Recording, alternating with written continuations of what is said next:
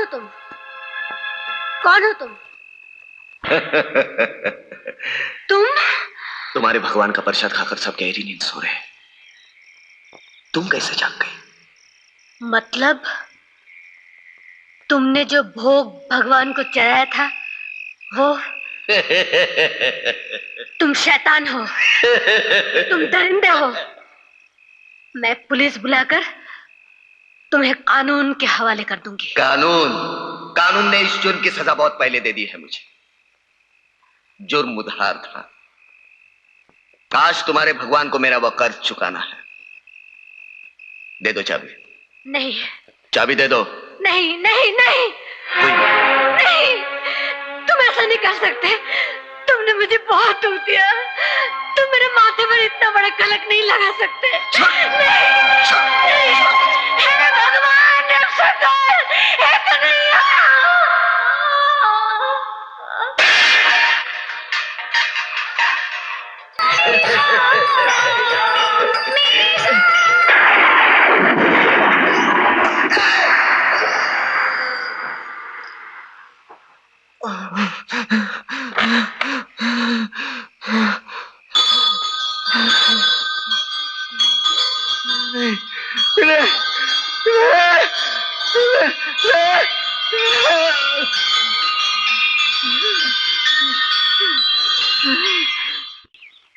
भगवान के मंदिर में ये सब कुछ? अरे एक तो 6-6 मुस्टंडे पाल रखे हैं, किस लिए? और देवी जी बेचारी अकेली है, क्यों भाई? माँ जी, अभी भी मेरी बंबई बात हुई थी फोन से। राम किंकर गुप्ता नाम का आदमी वहां कोई नहीं रहता है। फिर भी आप फिक्र मत कीजिए, वो बहुत जल्दी गिरफ्तार कर लिया जाएगा। अर्जुन, मेरी एक बात मानोगे? जी माँ जी। भगवान के धन की जब भगवान ने खुद ही रक्षा की है, मैं नहीं चाहती ये हंगामा और बढ़े। हो सके तो ये तहकीकात बंद कर दो। तहकीकात बंद कर दूं? आप नहीं जानते इसके पीछे बहुत बड़ी साजिश है। ओहो, इंस्पेक्टर साहब, ये मंदिर हमारे गांव का है और इस मंदिर की मालकिन हमारी देवी जी है। जब वो खुद कह रही है तो हमारे इस धर्म स्थान में समझ नहीं आता कि पुलिस को ताक डालने की क्या जरूरत है। ये बात नहीं है अर्जुन। तुम्हारे कानून से अगर वो बच भी जाए तो भगवान की सजा से वो कभी नहीं बच पाएंगे। उन्हें सजा मिलेगी, जरूर मिलेगी।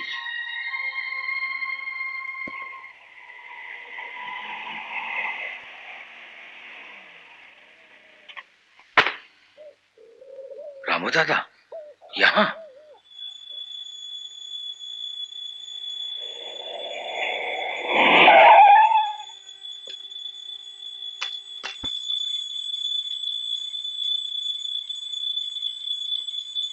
माँ जी, एक आदमी आपसे मिलना चाहता है। रास्ते में मिल गया था, उसे मैं अपने साथ यहाँ ले आया हूँ। कह रहा है कि आपसे माफी मांगना है और अपने पापों का प्रायश्चित करना है। चलो।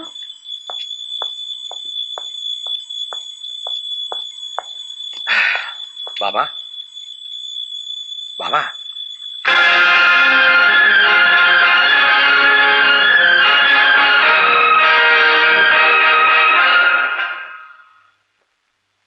ओह माय गॉड, ये तो मर चुका है। आप इसे जानती हैं माँ जी? हाँ, ये एक ब्राह्मण संतान है। कोई ब्राह्मण बुलाकर इनका अंतिम संस्कार कर दो। अंतिम संस्कार?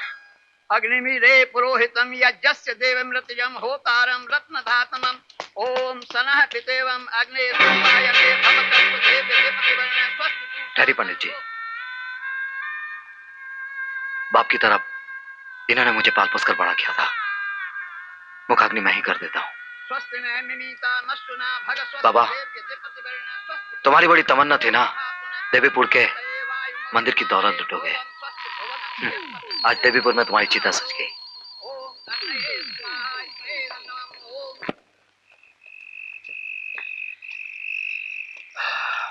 माँ जी कहाँ है?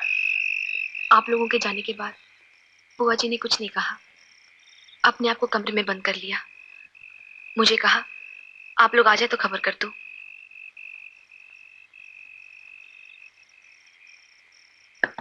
बुआ,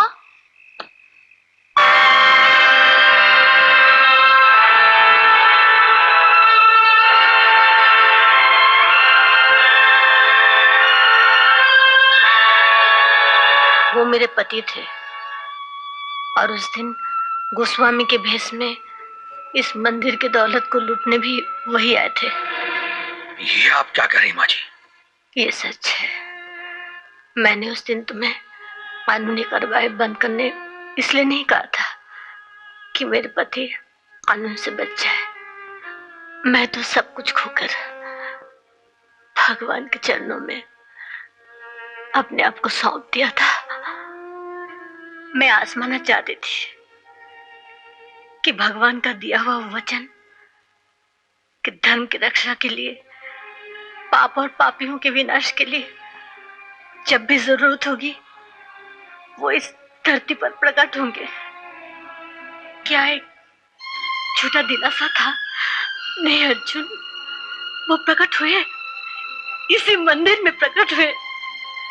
एक अधर्मी को सजा देने के लिए पत्थर का रूप लेकर वो पापी के सर पर पहाड़ की तरह टूट पड़े। माँ जी,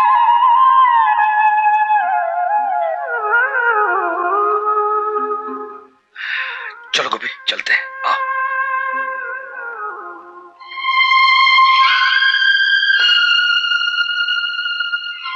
तुम नहीं गए? मुझे कुछ और भी जानना है। जिसे हम भुलाना चाहते हैं उसे याद दिलाकर तुम्हें क्या मिलेगा? आप अगर भुलाना भी चाहें तो ये मैं कैसे भूल सकता हूं कि ये वही आदमी थे जो मेरा हाथ पकड़कर पाप की दुनिया में ले गए थे। क्या? उन्होंने ही मुझे सिखाया था कि जीने के लिए दौलत चाहिए, सच्चाई धर्म का कोई मोल नहीं। दौलत हासिल करने के लिए चोर बनो, डाकू बनो, चाहे कुछ भी बनो। ताज्जुब की बात है, एक दिन सच्चाई और धर्म की खातिर ही उन्होंने कितनी सारी दौलत को ठुकरा दिया था। क्या? हाँ, जो कुछ मैं जानती हूं मैंने अपने पिताजी से सुना। मेरे पिताजी की तरह रामनाथ शास्त्री भी एक जमींदार घराने के कुल देवता के मंदिर के पुजारी थे। जमींदार के इकलौते बेटे के हाथों एक कुंवारी गर्भवती कन्या का खून हो गया। कानून से बचने का सिर्फ एक ही तरीका था, परम धार्मिक रामनाथ शास्त्री की गवाही। सिर्फ आप ही बचा सकते हैं मेरे बेटे को। अगर आप अदालत में ये गवाही दे दे कि उस रात कुंदन आपके साथ था मंदिर में। नहीं नहीं ठाकुर साहब, मैं वैष्णव हूं, भगवान श्री कृष्ण का पुजारी हूं। गीता की सौगंध खाकर इतना बड़ा झूठ मैं कैसे कह सकता हूं? उसी की तो कीमत देना चाहता हूं पुजारी। 50 एकड़ जमीन तुम्हारी बीवी के नाम लिखवा दूंगा और उसके अलावा 25,000 रुपए नकद। बस ठाकुर साहब, मुझे लालच मत दीजिए। मैं आपके हाथ छोड़ता हूं। अधर्म के रास्ते पर चलने पर मुझे मजबूर मत कीजिए, ये मुझसे नहीं होगा। मैं भूल गया था रामनाथ शास्त्री की आप एक धर्मात्मा है। आपकी पूजा तो अलग ढंग से होनी चाहिए। ठाकुर साहब, मुझे क्षमा कर दीजिए। आपके नमक का हक मैं अदा नहीं कर पा रहा। पुरखों से हम आपके मंदिर के पुजारी हैं। आप आज इतनी बड़ी मुसीबत में हैं, मैं आपकी कोई मदद नहीं कर सकता। इसीलिए अगर आप बुरा न माने तो मैं अपने पुजारी पद से त्याग दे रहा हूं। कल सवेरे ही हम गांव छोड़कर चले जाएंगे।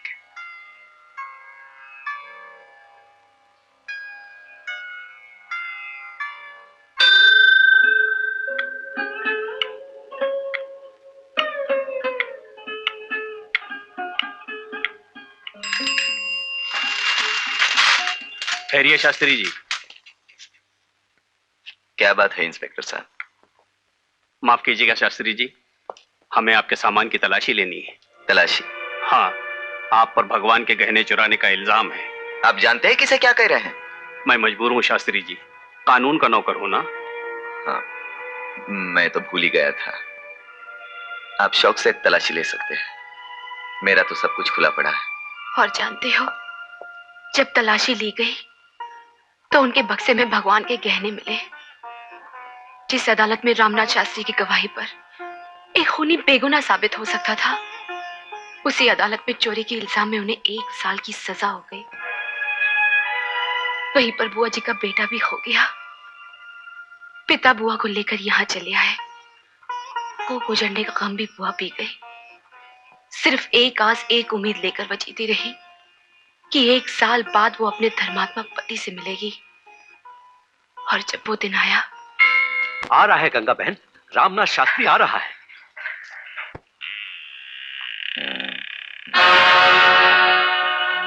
ला बे माचिस ला।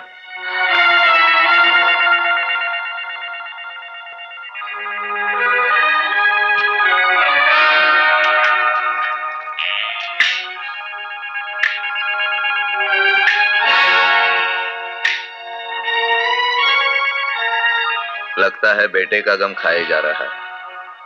अरे फिक्र मत कर, मैं तो जिंदा हूँ। रामनाथ, ये क्या हो गया तुम्हें? ये क्या हुलिया बना रखा है? दाढ़ी मुड़वा दी, बाल कटवा कर फेंक दिए। देख शास्त्री, मैंने तो अपना जनेऊ भी निकाल कर फेंक दिया। ऐसे हैरानी से क्या देख रही हो गंगा? 1 साल में मैं एक नई दुनिया देखकर आया।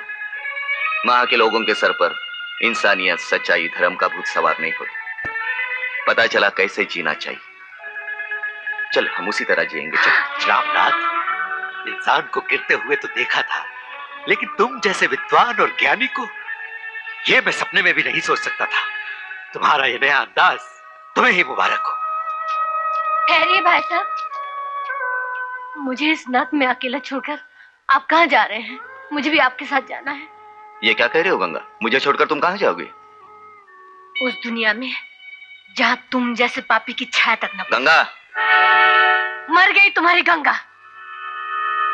अगर यही रास्ता अपनाना था तो उस दिन धर्म और सच्चाई का ढोंग रचाकर ठाकुर साहब की दौलत को क्यों ठुकराया था? क्यों मेरी कोख उजाड़ी तुमने? मैंने? हाँ, तुमने। 1 साल जेल में रहकर तुमने 30 साल की जिंदगी को भुला दिया।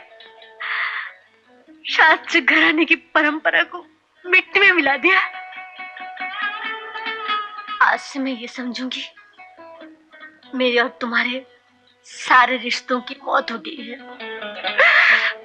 सुन गंगा, गंगा, जाओ, मुझे किसी की जरूरत नहीं, जाओ। उसी दिन से बुआ हमारे संसार का एक हिस्सा बन गई। जब से मैंने होश संभाला, बुआ को एक पल भी अपने पति की याद करते नहीं देखा। और माँ जी का वो बेटा, उसका कोई पता चला? नहीं।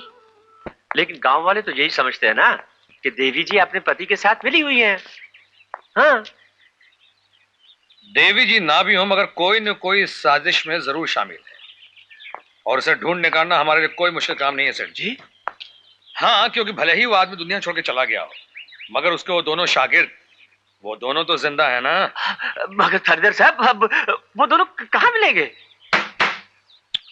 मिलेंगे सेठ जी, जरूर मिलेंगे। आप शायद भूल गए कि गोपी को मैंने जिस बस्ती से अरेस्ट किया था, वो लोग भी उसी बस्ती के रहने वाले हैं। मगर गोपी बताएगा सेठ जी, बताएगा। जी हाँ, नमस्कार। अरे इधर बैठा है, उठ। ये ले, सब कुछ याद है ना? चल चल, भाग भाग। सुनिए, ओ गाड़ी वाले साहब, एक मिनट साहब। साहब, ये पुलिस चौकी का रास्ता यही है ना साहब? एक लड़की ने ये चिट्ठी नए थानेदार साहब को देने को कहा है।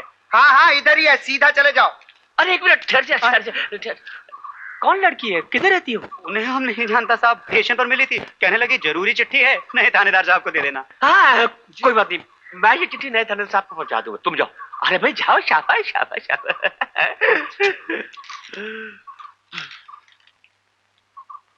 प्रणाम थानेदार साहब, आपसे मिलना बहुत जरूरी है। मैं खुद पुलिस चौकी आ जाती मगर नहीं चाहती कि दुश्मनों को मेरी असलियत का पता चले। मर गए। सुनने में आया है कि उस दिन तड़ीपार ने मुझे देख लिया था। आप जल्दी से वो कागजात मुझसे ले जाइए। इतना बता दीजिए कि मैं आपसे नरियल बाग में कब मिल सकती हूँ, क्योंकि मंदिर में चोरी की जो साजिश हुई है उसके पीछे कौन लोग हैं वो सारे नाम भी मैं आपको बता सकती हूँ।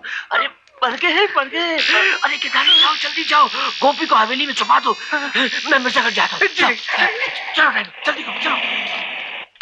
आओ, ये रहा बिस्तर, यहाँ आराम से सो जाओ। है ये चाचा, यहाँ कोई भूत प्रेत तो नहीं है ना? अरे बाबा, कोई नहीं रहता। वो चाची है ना, माधो सिंह की घर वाली, मैं उसको बोला है, वो तुम्हारे लिए खाना भी ले आएगी। अब तुम आराम करो, मैं चला। है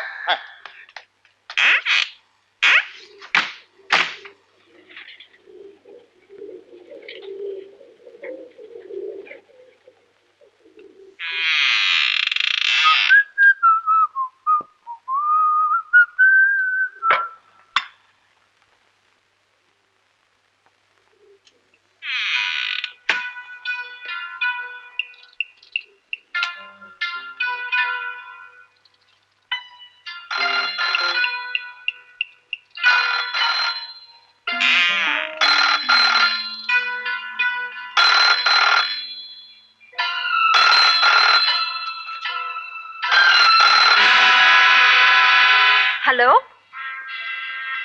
सुंदरी, जी मालिक। क्या करना है अच्छी तरह से समझ गई ना? क्यों नहीं, आपके हुक्म पर मैं जान भी दे दूंगी हुजूर। देना नहीं सुंदरी, जान लेना है। ये तो बहुत आसान काम है हुजूर। लगता है दयाल सेठ आ गए हैं।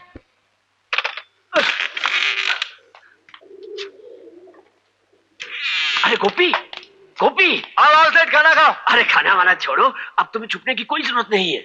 तुम ऐसा करो, फौरन पुलिस चौकी जाओ और जाकर कहो कि वो लड़की मिल गई है। क्या बोलता है सेठ? हाँ, तुम थानेदार को नारियल बाग ले जाओ, वहां तुम्हें लड़की मिल जाएगी। बस तुम उसकी शिनाख्त कर देना कि ये वही लड़की, बस तुम्हारा काम खत्म।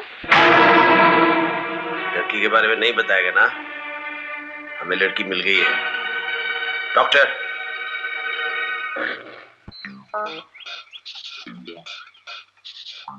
ए, तुम साथ हो मेरे। हाथ छोड़, हाथ छोड़ने तो नहीं बोलाऊंगा, हाथ छोड़। तुम यही ठहरो।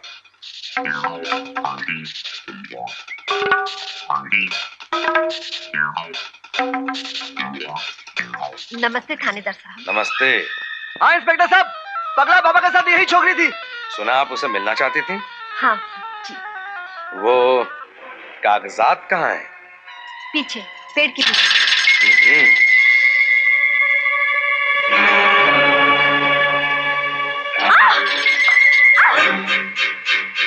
क्यों रे साली, चाची बनकर बैठी थी? हाँ उठ। इंस्पेक्टर, ये तुम्हारा इलाज करने आई थी। क्या है इसमें? मुझे नहीं मालूम, जाने दो मुझे। अरे आएगी कहाँ? पहले बता हुजूर कौन है? वो भी ऐसा नहीं बताएगी। नहीं, नहीं, नहीं! अरे गोपी, इतनी देर कहाँ कर दी? काम हो गया? काम सत्यानाश हो गया। ये छोकरी तुम्हें कहाँ मिली? ये तो वही छोकरी है। क्या बक रहे हो? अपन सच कह रहे सेठ, अपन ने कानों से सब कुछ सुना। छोकरी ने सारे कागज थानेदार के हाथों में दिया और कहा इतने दिन असलियत छुपाकर दुश्मनों के बीच रही, अब अगर उन लोगों को पता चल गया मैं कौन हूँ, मुझे तो जान से मार डालेंगे। ओहो सुंदरी, लेकिन आए, ये कौन है? ये तो मंदिर का शिव काका है। देवी जी का लंगूर। क्या? नमस्ते सेठ जी। क्या काम है?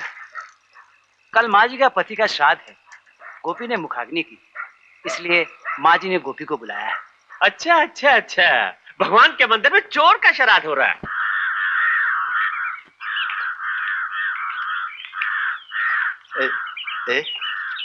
ये क्या हो रहा है भैया? गरीबों को खाना खिलाया जा रहा है। जाओ।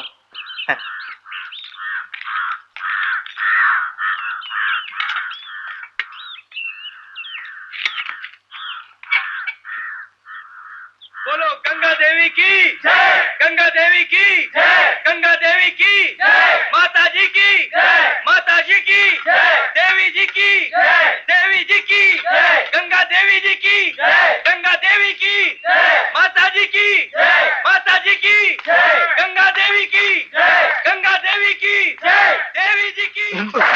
भैया, यहाँ सब कहते हैं कि वो यहाँ नहीं रहता, लेकिन मैं जानता हूँ कि वो पिछले 20 साल से इसी गांव में छुपा हुआ है। तुम बता सकते हो छगनलाल कहाँ रहता है?